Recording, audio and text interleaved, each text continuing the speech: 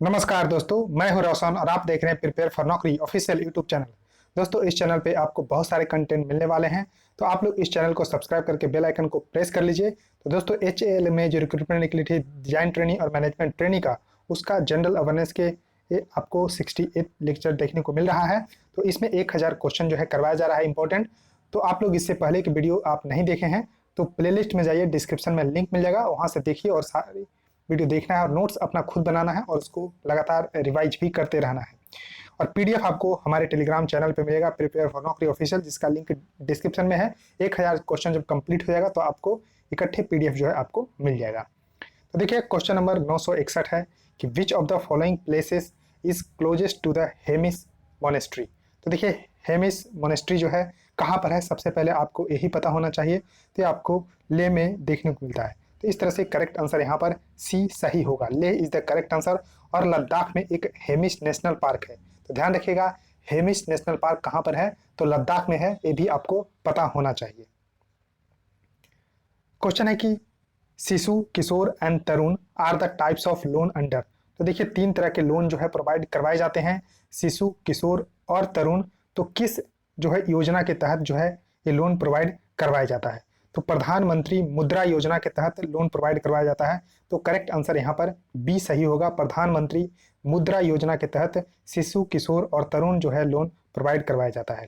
अब देखिए, इसके बारे में जानिए। तो प्रधानमंत्री मुद्रा योजना का जो है यहाँ पर शुरू किया गया था 8 अप्रैल 2015 को honourable prime minister Narendra Modi ji के द्वारा। तो ये आपको ध्यान रखना है। और इसमें 10 लाख रुपए तक के लोन जो है प्रोवाइड करवाए जाते हैं non corporate, non farm, small micro enterprises को। तो इस तरह से आपको ध्यान रखना है। और इसमें देखिए, अगर शिशु के अंतर्गत अगर लोन लेते हैं तो आपको 50,000 रुपये तक लोन मिलेगा। किशोर में आपको 50,000 से लेके 5 लाख तक के, और तरुण में आपको 5 लाख से 10 लाख तक का लोन जो है दिया जाता है। तो इस तरह से आपको ध्यान रखना है। क्वेश्चन है कि which of the following ministries releases the ease of living index. तो देखिए, ईज ऑफ लिविंग इंडेक्स जो है कौन से मिनिस्ट्री जो है यहाँ पर निकालती है, रिलीज करती है।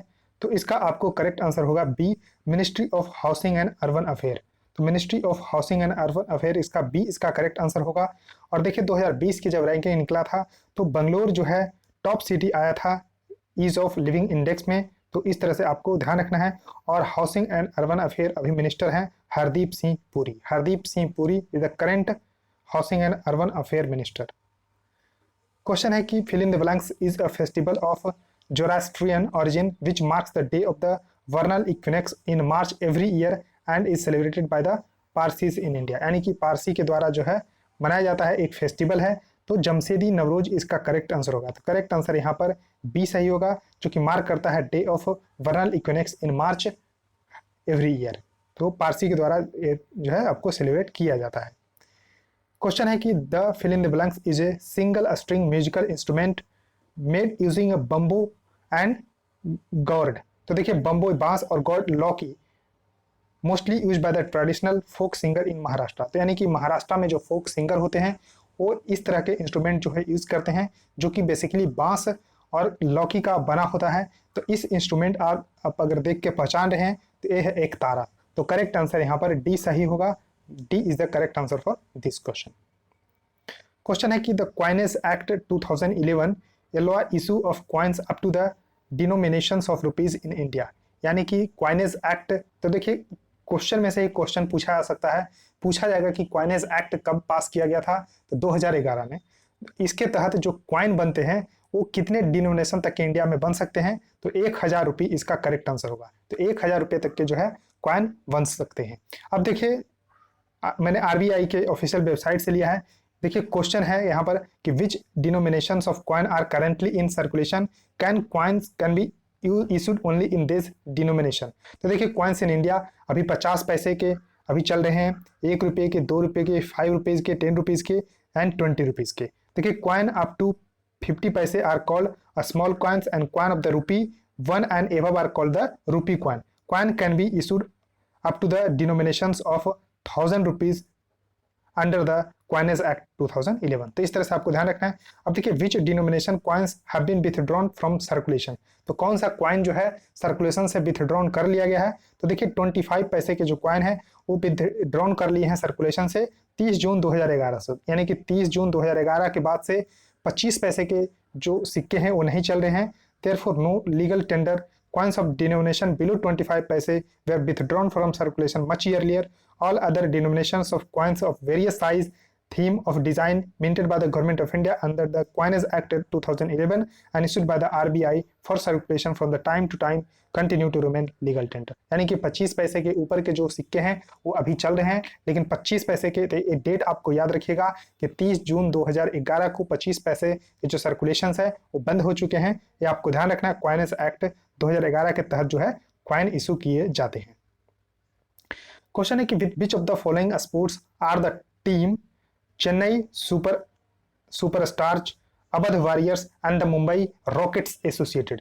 तो एक कौन सा यहाँ पर लीग होता है, जैसे कि आईपीएल में होता है, तो आईपीएल में जो टीमें 8 टीमें हैं, Chennai super Kings, royal Challengers Bangalore, Delhi Capitals, इस तरह के टीम जो है तो वो आईपीएल से रिलेटेड है। तो लेकिन चेन्नई सुपरस्टार्स, अवध वॉरियर्स और मुंबई रॉकेट्स एसोसिएटेड हैं किस टीम से? तो दोस्तों बैडमिंटन से है। तो करेक्ट आंसर यहाँ पर डी सही होगा। तो देखिए आईपीएल के तर्ज पे ही यहाँ पर शुरू किया गया था प्रीमियर बैडमिंटन लीग।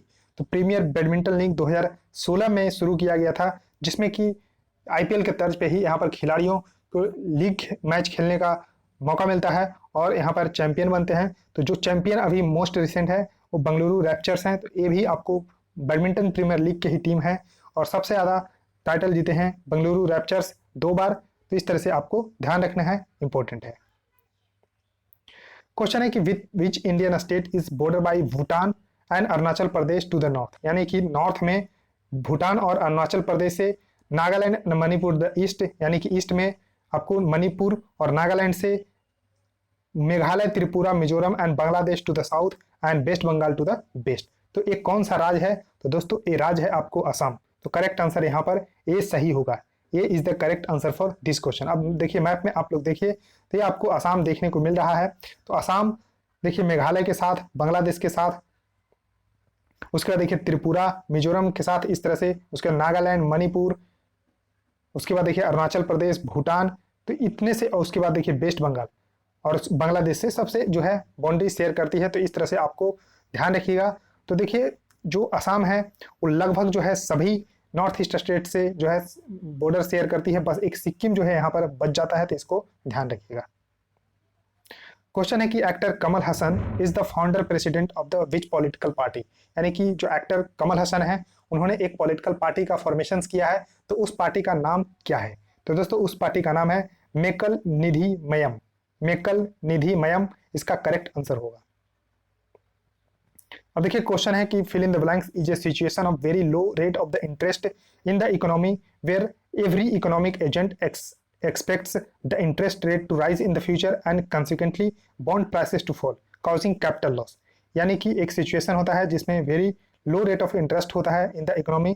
तो इकोनॉमिक जो है एजेंट जो इकोनॉमिक एजेंट होते हैं वो एक्सपेक्ट करते हैं कि इंटरेस्ट रेट जो है वो फ्यूचर में राइज करेगा, यानी कि बढ़ेगा, और कंसिक्वेंटली यानी कि परिणाम स्वरूप बॉन्ड प्राइसेस जो है फॉल करेंगे और कैपिटल लॉस होगा। तो इस तरह के सिचुएशन को क्या बोलते हैं? तो दोस्तों इस तरह के सिचुएशन को बोलते हैं लिक्विडिटी ट्रैप। तो करेक्ट आंसर यहाँ पर डी सही होगा, लिक्विडिटी ट्रैप इसको बोलते हैं। क्वेश्चन है कि Ashok Chakra class 3 was renamed as the 1967, यानी कि 1967 में अशोक चक्र क्लास 3 को किस नाम से जो है रीनेम्ड कर दिया गया है? तो इसका करेक्ट आंसर होगा शौर्य चक्र। तो करेक्ट आंसर यहाँ पर बी सही होगा, शौर्य चक्र। अब देखिए शांति के समय जो है ये अवार्ड दिया जाता है। तो शांति के समय यानी कि पीस टाइम जो गैलेंट्री अवार्ड हैं वो है सबसे ऊपर अशोक चक्र, फिर कीर्ति चक्र और 3rd नंबर पे आते हैं शौर्य चक्र। और जो वार टाइम में मिलते हैं वो है परमवीर चक्र, महावीर चक्र और वीर चक्र। क्वेश्चन है कि an inquiry into the nature and the cause of the wealth of the nation is an influential work by the economist, यानी कि an inquiry into the nature इनका वर्क है, यानी कि इनके द्वारा लिखा गया है। उसके बाद cause of the wealth of the nation, तो एक किनके द्वारा लिखा गया है? तो एडम स्मिथ के द्वारा लिखा गया। तो करेक्ट आंसर यहाँ पर बी सही होगा। B is the correct answer for this question. अब देखिए नेक्स्ट क्वेश्चन आपके सामने है कि इन pre independent India Dadabhai Naoroji were the first to discuss the concept of. तो देखिए जो प्री इंडिपेंडेंट यानी कि 1947 के पहले दादा भाई नौरोजी फर्स्ट थे जिन्होंने डिस्कस किए थे पॉवर्टी लाइन को। तो करेक्ट आंसर यहाँ पर बी सही होगा। अब देखिए दादा भाई नौरोजी ने 1902 ईस्वी में एक बुक भी लिखा है, poverty and un British rule in India. Poverty and un British rule in India, correct answer यहाँ पर बी होगा, पॉवर्टी लाइन। क्वेश्चन है कि fill in the blanks is one of the important crafts of the Uttar Pradesh. Uttar Pradesh का एक important craft है which entails delicate traditional hand embroidery on fabrics like chiffon, muslin, organza, organdie and the silk. यानी कि इस तरह के जो कपड़े पे इस तरह के जो मटेरियल्स हैं इस पे एम्ब्रॉयडरी किए जाते हैं, तो ये ट्रेडिशनल हैंड से किए जाते हैं, इस तरह से इनका नाम है चिकनकारी। तो करेक्ट आंसर यहाँ पर सी सही होगा। और बेसिकली ये आपको लखनऊ में देखने को मिलते हैं। तो आपको शहर का नाम भी अगर पूछा जाए तो लखनऊ में फेमस है चिकनकारी। इसको इस तरह के एम्ब्रॉयडरी जो कि हाथ से किए जाते हैं इसको चिकनकारी बोलते हैं, और ये लखनऊ में है जो कि उत्तर प्रदेश की कैपिटल है। क्वेश्चन है कि in order to overturn the British rule through arms the Kakori conspiracy was planned by the members of the in 1925। तो सबसे पहले क्वेश्चन में से ही क्वेश्चन बन जाएगा कि काकोरी कॉन्स्पिरेसी जो है कब हुआ था, तो 1925 में, और किसके द्वारा जो है इस तरह के जो है जो ब्रिटिश रूल में जो है प्लान किया गया था, तो हिंदुस्तान रिपब्लिकन एसोसिएशन के द्वारा। तो करेक्ट आंसर यहाँ पर ए सही होगा, A is the correct answer for this question. तो हिंदुस्तान सोशलिस्ट रिपब्लिकन एसोसिएशन एक रिवोल्यूशनरी ऑर्गेनाइजेशन था जिसको पहले हिंदुस्तान रिपब्लिकन आर्मी बोला जाता था, जिनको फाउंड किए थे राम प्रसाद बिस्मिल, सचिंद्र नाथ बख्शी, सचिंद्र नाथ सन्याल, जोगेश चंद्र चटर्जी। तो इस तरह से आपको ध्यान रखना है, इंपॉर्टेंट है। तो दोस्तों इस वीडियो में इतना ही रखता हूं। आई होप आपको ये सीरीज बिल्कुल पसंद आ रही होगी, तो जरूर लाइक कर दीजिएगा, और देखिए वीडियो को जितना हो सकता है शेयर करिए अपने दोस्तों के साथ, और चैनल को सब्सक्राइब करके बेल आइकन को प्रेस कर लीजिए। सो थैंक यू गाइस, इस वीडियो में इतना ही।